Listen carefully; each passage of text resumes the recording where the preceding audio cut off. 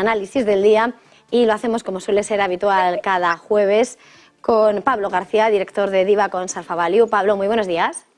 Hola, buenos días, Eva. Bueno, arrancamos una mañana en la que son muchas las referencias que hemos tenido.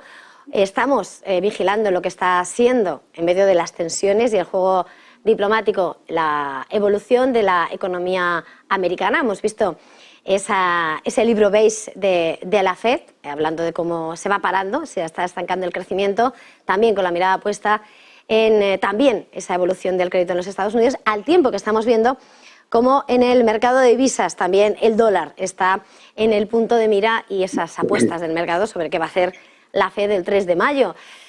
¿Cómo ves la situación? Yo creo que el titular sería desaceleración controlada.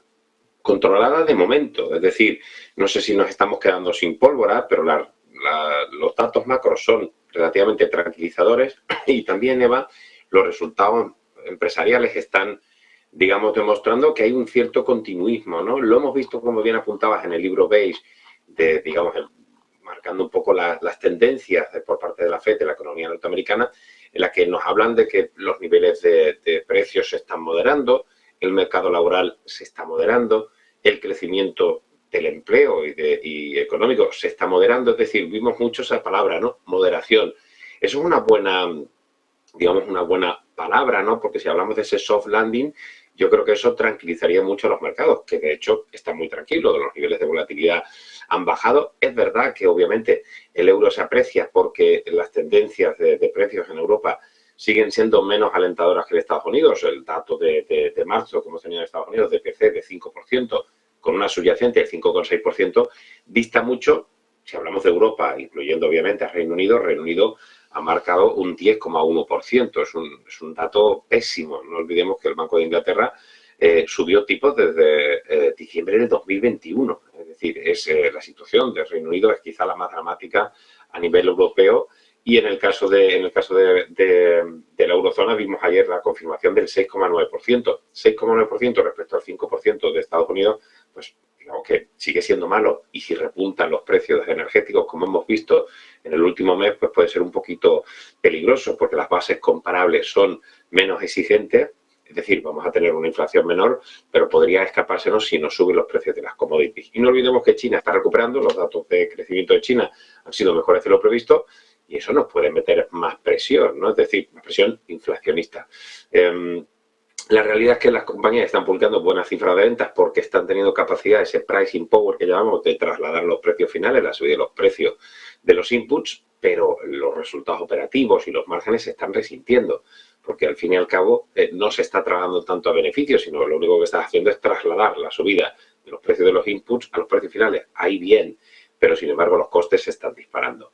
Bueno, situación, digamos, una calma tensa. No sé si nos estamos quedando sin pólvora. Más subidas de tipos en Europa, que algunos hablan de 50 puntos. En Estados Unidos, salvo Bullard, que es de los más hawkish, parece que todo está en 25 puntos básicos, pero yo sigo pensando que va a haber más fase de stand-by, es decir, va a haber más fase antes de pivotar, en la cual vamos a terminar las subidas de tipos, la FED va a hacer un wait and see y a partir de ahí veremos qué ocurre y quizás hasta inicial 2024 no veamos recortes de tipos, ¿no? Los swap están descontando recortes muchísimo antes, ¿no? Desde el mes de septiembre. Así que con todo, pues bueno, ahora estamos centrando un poco la atención en los resultados empresariales, que hasta ahora no nos podemos quejar. Y quizá la única pica en Flandes más peligrosa siguen siendo los cortos que estamos viendo por parte de los hedge funds en Estados Unidos, numerosos y máximos de una década, que choca un poco con el apetito por el riesgo en el equity y la caída en los precios de los bonos, que han llevado al boom a superar el 2,5 de nuevo, y los gestores de fondos que están situando como posible cisne negro de nuevo el sector inmobiliario, sobre todo comercial, ¿no? Eso es algo que hemos venido comentando en Negocios Televisión desde el principio del ejercicio, ¿no? Subidas de tipos, deterioro económico, hace que las inmobiliarias, pues a priori no lo vayan a hacer bien. Y por ahí podríamos tener algún susto, ¿no? Algunos expertos nos hablan de que estamos en niveles de hace 10, 15 años, ¿no? Los niveles de pesimismo sobre el entorno del real estate, del inmobiliario, y eso podría catapultar un poquito pues otro nuevo miedo, ¿no? Como hemos tenido recientemente, hace mes y pico, con los bancos regionales norteamericanos y con Credit Suisse, que parece que eso pues se ha calmado muchísimo. Así que bueno, nos quedamos sin pólvora, pero estamos sorprendentemente quizá, en máximos del año. Precisamente, mirando tan de lleno el mercado como estabas haciendo, creo, has dicho que los cortos en Estados Unidos son los más altos en una década y la expectativa de que pueda llegar un susto en el sector inmobiliario, ¿no?, con esa fórmula de subida de tipos y desaceleración. Pero mirando a los protagonistas con nombre propio y sobre todo en las últimas horas hemos conocido, entre ellos Tesla, como en medio de la competencia los márgenes sí que se han visto mermados por esos recortes de precios. No descarta llevar a cabo nuevos recortes y, bueno, mirando a esta compañía o si no a alguno de los otros, también hemos visto los resultados de IBM también con incumpliendo las estimaciones de ingresos. No sé con cuál te quedas o si quieres hacer una mención especial sobre Tesla. Bueno, en el caso de Tesla es que yo he insistido desde hace mucho tiempo, pensar que Tesla iba a seguir teniendo las cuotas de mercado que tenía, los precios y el pricing power que tenía, sin EDIE, pues era demasiado optimista. Es decir, el resto sí hace el lao con un canuto. Es decir, que el resto también son capaces de hacer fantásticos coches eléctricos, aunque Tesla tiene una red de cargadores que es lo que quizá le hace ser más fuerte. Los resultados no son buenos, incluso el free cash flow, como ha caído un 80%, hemos visto el margen bruto 19,3% por debajo del 21,2% esperado. Ya conocemos que está bajando precios prácticamente en todas las zonas geográficas, incluso ya está llegando a Europa, es decir, y con un performance en el año que está siendo extraordinario de recuperación. Yo creo que hay que tener mucho cuidado con la compañía, ¿no? El recorte de precios en algunos modelos en Estados Unidos es del 9%, es decir, que el sector auto es uno de los más vulnerables en el entorno actual. Si estamos teniendo despidos masivos y estamos teniendo que tenemos menos dinero en el bolsillo, como siempre digo, con la inflación y con una desaceleración, pues el consumo, es decir, las compras de autos, pues se van a ver afectadas, ¿no? Tesla es una gran compañía, pero yo creo que la tendencia va a ser eso, en los márgenes, los precios, e incluso quizá no tanto los volúmenes, pero sí la cuota de mercado. Es decir, los volúmenes de coche eléctrico están creciendo, eso es obvio, pero sí es cierto que el resto de casas están haciendo coches muy competitivos, ¿no? Incluso, por supuesto, los chinos. Así que para nosotros, bueno, la reacción del mercado hoy esperamos que sea negativa. Y a mí no me gustaron. Y del resto, ¿verdad? Vimos IBM, también unos resultados un poquito más gloomy, como decían en Estados Unidos, y quizás destacar en positivo las cifras de los bancos, también Abbott Laboratories, que tiene una cifra bastante buena, pero los bancos, la gran banca norteamericana, vimos a JP Morgan y Citi la semana pasada con unos resultados bastante brillantes, y quizá lo que destacamos de toda la banca es que todos los directivos, todos los CEOs, presidentes, directores financieros, destacaban al unísono esa fortaleza de la banca, ¿no? A pesar de que es cierto que los depósitos han ido cayendo, se están normalizando, ¿no? Yo creo que hay que dar un mensaje de tranquilidad al sector bancario después de los resultados que yo catalogaría de positivos por parte de la gran banca. Estamos a la espera de conocer las cuentas de Bankinter. Ahora sí comenzamos a tomar el pulso de las compañías del mercado español, sector bancario. La semana que viene ya vendrán otros bancos, como vendrán también Sabadell, Caixa. ¿Qué esperas y cómo ves la situación, sobre todo después, además de las turbulencias vividas en los últimos meses? Bueno, yo creo que la entidad, que está muy bien llevada por Dolores Dancausa y por Pedro Guerrero, ha demostrado en los últimos trimestres tener de los resultados de mayor calidad de la banca comercial, que la banca comercial española siempre he dicho que tiene una calidad superior al resto de comparables europeos.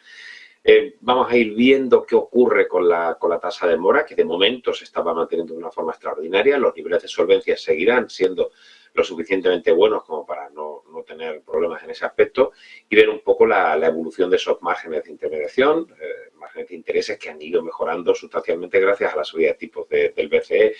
Hemos estado en una fase muy alcista para los bancos gracias a esa subida de márgenes y también las mejoras de la rentabilidad sobre los fondos propios, de los famosos ROEs, y eso ha hecho que la banca tuviera un tirón desde mitad de marzo hasta esa crisis de Silicon Valley Bank extraordinaria, y todavía no ha recuperado los niveles máximos, ¿no? Yo creo que sí podemos ver unido a que el Banco Central Europeo va a seguir todavía subiendo tipos, vamos a ver todavía una buena tendencia, una buena factura de los resultados. Por lo general, a mí los resultados de Bankinter siempre me han parecido de los de mayor calidad.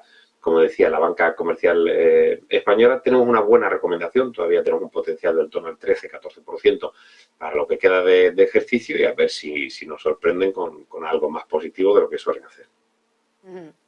En cuanto, para terminar, querría hacer una parada en lo que está siendo el mercado del petróleo, donde evidentemente está pendiente de expectativas de subidas de tipos, de desaceleración económica y, por supuesto, de ese movimiento del dólar. ¿Cómo interpretas el movimiento, esas caídas que se están registrando en el mercado del petróleo y, de alguna manera, qué podemos esperar, qué estáis esperando desde DIVA Consulta Value en cuanto a los próximos movimientos, sobre todo cuando la OPEP Plus no ha dejado de subrayar que sus movimientos no responden a otras razones que estabilizar el precio? Bueno, eso es una verdad de perogrullo, ¿verdad? Es decir, eso es lo que intenta, ¿no? A raíz de controlar la producción, controlar los precios cuando tienes un peso relevante en un activo que es comoditizado, ¿no? Es muy complejo, es decir, por un lado tenemos esa desaceleración global que estamos viendo y hemos comentado que el libro Base también lo ve en Estados Unidos. Por otro lado tenemos la reapertura de China y esos buenos datos que hemos tenido del PIB, del 4,5%, son unos muy buenos datos, aunque parece que va a tener las patas muy cortas, ¿no? Y va a llegar hasta segundo o tercer trimestre y posiblemente 2024 sea un crecimiento más liviano. Muy complicado. De hecho, hemos tenido un rango de entre los 80 a 85 dólares barril que prácticamente llevamos desde el mes de diciembre. Un poco el reflejo de lo que hemos dicho, ¿no? El mercado se queda sin pólvora, no sabemos hacia dónde ir, si esto va a ser bajista porque la desaceleración va a ser más fuerte, y por eso yo creo que la OPEP tomó esa decisión a partir de precisamente el mes de mayo, recortar de una forma muy relevante la producción y quizá destacar el peso que sí es más importante del que muchos quieren darle de Rusia, la OPEP Plus, ¿no? Rusia sí está coordinando con los países exportadores de petróleo esos recortes de producción y el mantener esos niveles de precio. Yo creo que no va a haber grandes novedades a no ser que tengamos algo en el terreno bélico, que no olvidemos la guerra de Ucrania, que obviamente puede provocar algún shock, o en Taiwán o en algún sitio parecido, ¿no? Pero nuestra estimación es que podamos estar en este rango entre 80 y 85 dólares barril, sería la previsión. Todo va a depender de que haya una desaceleración más fuerte o que tengamos un shock, pero no, ahora no esperamos. O sea, después del anuncio, que fue algo sorprendente, de recortes adicionales de crudo por parte de la OPEP Plus, no esperamos ningún anuncio, ni hemos visto en la Agencia Internacional de la Energía, ni en las reservas norteamericanas grandes movimientos. Como ves, es de las entrevistas que estamos teniendo en el que todo está mucho más en stand-by, ¿no? No sé si eso es bueno o malo, pero no ha habido grandes movimientos ni en el petróleo, ni, bueno, quizá en el oro, que ha seguido teniendo una tendencia alcista, al igual que el Bitcoin, pero todo está bastante calma, tensa, en stand-by. Bueno, veremos qué ocurre, veremos las próximas reuniones de los bancos centrales a principios de mayo, si eso, cambia un poco las piezas de este complicado puzzle. Pues muchísimas gracias, como siempre, Pablo García, director de DIVA Consulta Value. Hoy no tenemos todavía los resultados sobre la mesa, el próximo día, así que espero que podamos analizar en detalle los del día. Gracias, feliz jornada, feliz negocio. Totalmente, gracias a vosotros.